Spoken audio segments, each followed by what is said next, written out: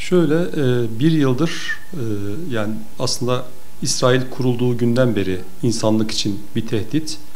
Filistin'de işgalci pozisyonda işgalini e, arttırmış ve bir takım vahşi saldırılarla oraya yerleşmiş bir haydut devlet. Aslında meşru devlet de muamelesi de yapılmaması gereken bir kuruluş, yapı diyelim.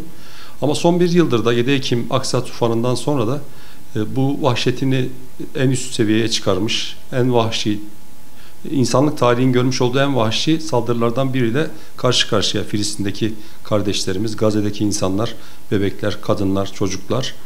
Bu sadece Gazze'yle de sınırlı kalmadı. Batı Şeria'ya yansıdı öncelikle 2 ay önce yaklaşık. Son bir hafta 10 gündür de bu saldırganlık Lübnan'a yansıdı. Ve aklı başında olan herkes biliyor ki İsrail Lübnan'da da sınırlı kalmayacak. Bu saldırılarını işte kademe kademe Suriye'ye, belki Ürdün'e, belki Türkiye'ye gittikçe genişletecek, Mısır'a, Mısır'ın belli bölgesine. Dolayısıyla İsrail insanlık için en büyük tehdit olmaya devam ediyor. Siyonist İsrail. Bu durdurulmadığı takdirde de insanlığın tüm değerlerini ortadan kaldırıyor. Yani insanlığın tüm değerlerini katlediyor. O yüzden İsrail durdurulmalı. Ankara Filistin Dayanışma Platformu 7 Ekim'in hemen ardından işte mutfağında 30 tane sivil toplum kuruluşunun olduğu ama arkasında 300'den fazla sivil toplum kuruluşunun destek verdiği bir platform. İlk 7 Ekim hemen sonrası İsrail'in vahşi soykırımına karşı hem toplumda bir algı oluşturmak, İsrail'i tanıtmak hem de bu soykırımı durdurmak konusunda ne yapabiliriz sorusuyla bir araya gelmiş kuruluşlarımız. En başta doğal işte alanlarda eylemlilik süreciyle başladı ama süreç içerisinde sadece eylemi referans almış ya da eylemi kendisine faaliyet olarak seçmiş bir yapı değil de beraberinde karar vericileri de etkileyecek bir takım etkinlikler de yaptık. Bunlar nelerdi? Mesela meclis ziyaretleri yaptık, panel yaptık. En önemli Türkiye'de çifte vatandaşlar konusu çok önemli bir konu. Bunu toplumun gündemine alacak bir panel yaptık. Bunun gibi bir takım etkinlikler yapıyoruz. Yani sadece alanda eylemlilik değil, onunla beraber medyayı etkileyen, toplumu etkileyen ve toplumda duyarlılık oluşturan bir takım etkinlikler yapıyoruz. Bizim aynı zamanda boykot grubumuz var.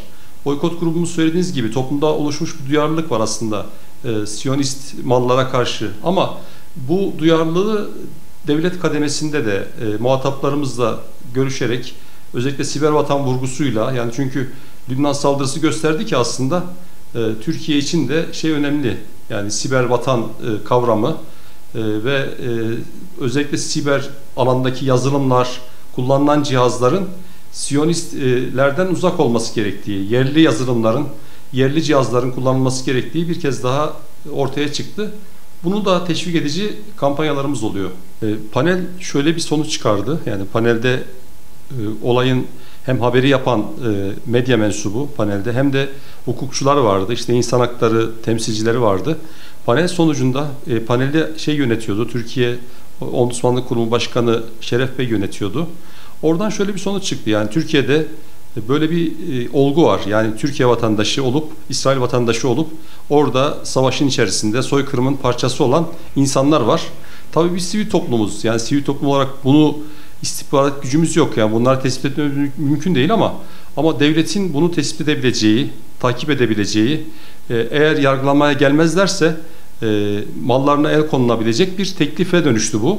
Bu teklifi Hüdapar yaptı. Hüdapar milletvekilleri. Genel kurulda da söylediğiniz gibi genel kurula direkt gelmesi konusundaki ön oylamada geçti. Ama meclis tatile girdiği için gündeme alınamamıştı Temmuz ayına kadar. Ama Ekim ayında biz sivil toplum olarak beklentimiz bu İsrail'i durdurabilmek anlamında en azından kendi ülkemizin vatandaşlarını tespit etme, yani bu konuda soykırım ortak olmuş, ileride Türkiye'nin suçlanmasını da önlemek adına bu kanunun öncelenmesini, kanunun meclisten geçmesini, tüm toplumun da, tüm partilerin de desteğini alarak, yani sadece A, B, C partisinin değil, tüm partilerin desteğini alarak geçmesini bekliyoruz. Çünkü soykırım yapan insanlarla komşu olmak istemiyoruz yani. Soykırımın yeni başlangıç dönemiydi. O zaman vicdan vurgusunu öne çıkaran bir yürüyüş ve miting organize etmiştik.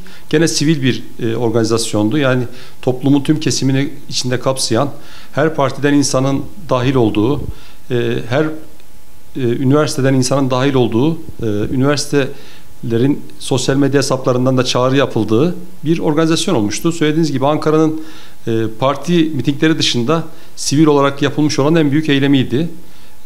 Yine bir yıl süre geçti. Belki toplumda bu İsrail soykırımına karşı bir duyarsızlaşma süreci yaşanıyor. Tekrar bunu hatırlatma, bu vicdandan artık vicdan aşamasını aşıp isyan aşamasına geldik çünkü. Yani artık vicdanı konuşmamız gerekmiyor, isyan etmemiz gerekiyor. Çünkü söylediğiniz gibi uluslararası sistem, uluslararası hukuk mekanizmaları, uluslararası mekanizmalar İsrail'in saldırganlığını durdurma konusunda yetersiz kaldı. Biz de buna isyan eden, yani İsrail'in soykırımına isyan eden, buna destek veren Batı'ya isyan eden, sessiz kalan İslam İşbirliği Teşkilatı gibi devletlere isyan eden bir çağrıyla yürüyüş organize ediyoruz. Yürüyüş yapmamızın sebebi, yürüyüş etkinliği mitingden farklı olarak katılan herkesin aslında şeyin parçası olduğu, etkinliğin parçası olduğu bir etkinlik olduğu için, yani insanlar eşlerini, çocuklarını, işte arkadaşlarını, komşularını alarak yürüyüşe katıldıklarında yürüyüşün bir parçası oluyorlar, etkinliğin bir parçası oluyorlar. Bu amaçla Soykırıma İsyan, Filistin'e Destek ismiyle bir yürüyüş organize ettik. Yürüyüş yaklaşık 3 kilometrelik bir parkurda olacak bu yürüyüş. Yürüyüş esnasında da toplumun her kesiminden gene insanları davet ediyoruz. Medyayı ziyaret ediyoruz, işte partileri ziyaret ediyoruz, sivil toplum kuruluşlarını ziyaret ediyoruz. Bir ekibimiz üniversiteleri ziyaret ediyor, rektörlükleri.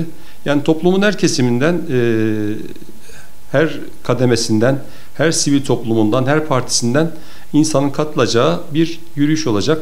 Yürüyüşte gene dediğim gibi soykırıma isyan vurgusunu ön plana çıkarıyoruz. Bununla ilgili afişler tasarlıyoruz. Bununla ilgili dövizler hazırlıyoruz. Buna ilişkin sloganlar hazırlıyoruz. Bir öncekinde insanlık onuru Siyonizmi yenecek demiştik. Gene o minvalde soykırıma isyan çerçevesinde hazırlık yapıyoruz. Ve Ankara'daki herkesi de bu etkinliğin bir parçası olarak etkinliği sahiplenerek etkinliğe katılmasını, yürüyüşe katılmasını bekliyoruz.